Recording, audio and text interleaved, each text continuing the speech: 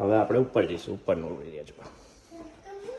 અહીંયા સ્ટેર્સ છે, સ્ટેર્સમાં ઉપર ઝુમ્મર લગાવી છે. અહીંયા ફૂલ મૂકે છે થોડા.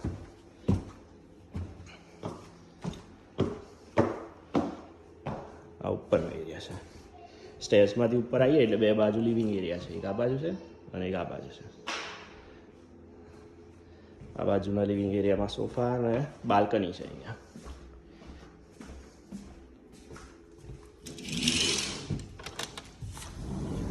એમાંથી બહાર બધું દેખાય છે સરસ ખુલ્લું. સામે ક્રિકેટ ગ્રાઉન્ડ્સ ને બધું આવશે. લાઇટો લગાવી છે દિવાળી.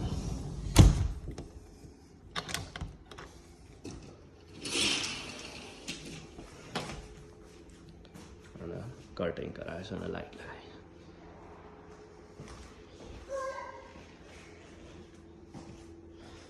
અને એની બીજી બાજુના ભાગમાં અહીંયા આખું સ્ટડી બનાવ્યું છે મારું, ઘરેથી કામ કરવા માટે, ઓફિસ જેવું. અને ફેન બી લગાવે છે. અને આ ઉપરનો હોલવે છે. અને અહીંયા સીડીથી સામે જ અમારો બેડરૂમ છે. અમારા બેડરૂમમાં પરવાનો અમારો મિસ્ત્રીનો બેડ અને અમારો વોક-ઇન રૂમ છે.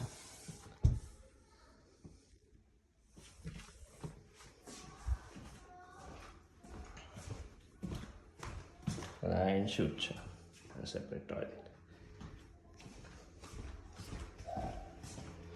સ્ટડી રૂમને આ હોલવે છે, એની આ બાજુમાં બીજા 3 બેડરૂમ ને એવું છે. આ બીજા 3 બેડરૂમનો પાવડર રૂમ છે, ટોયલેટ. અને આ એ લોકોનું બાથરૂમ છે.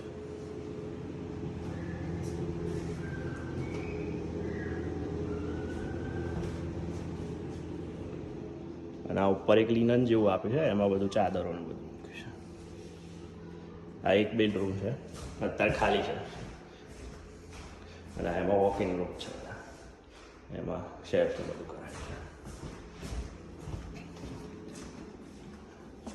અહીંયા ફોટામાં બતાવે છે કે ભાઈ આ બાજુ મિસ્ત્રીનો રૂમ છે અને આ બાજુ પરવાનો. તો આપણે મિસ્ત્રીના રૂમમાં જઈએ પહેલાં. મિસ્ત્રીના રૂમમાં એનો બેડ મૂક્યો છે અને એના ફોટા લગાવ્યા છે થોડા. અને આ એના કપડાં ને બધું અહીંયા એના વોક-ઇન રૂમમાં. હવે આપણે પરવ સાઈડ જઈશું. પરવના રૂમમાં અત્યારે ખાલી છે, ખાલી એના કપડાને એવું જ મૂક્યું છે.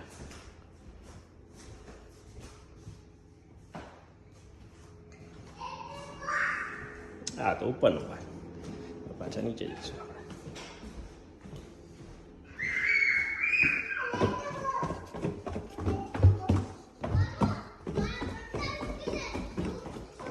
નીચે અહીંયા એક બેડરૂમ બી છે, એ રહી ગયો. તો હોલવેમાંથી જઈએ ને ત્યાં અહીંયા સાઈડમાં એક 500 બેડરૂમ જ બનાવડાવ્યો છે. એમાં પંખો, લાઇટો, આખો એનો વોક-ઇન રૂમ જ છે અલગથી જ. આખો રૂમ. અને અહીંયા બી ટોયલેટ, બાથરૂમ ને બધું રૂમનું બી છે જ પર્સનલ.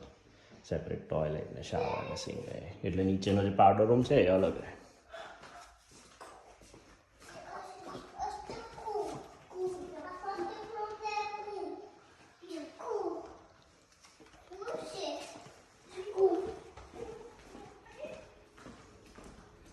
Done.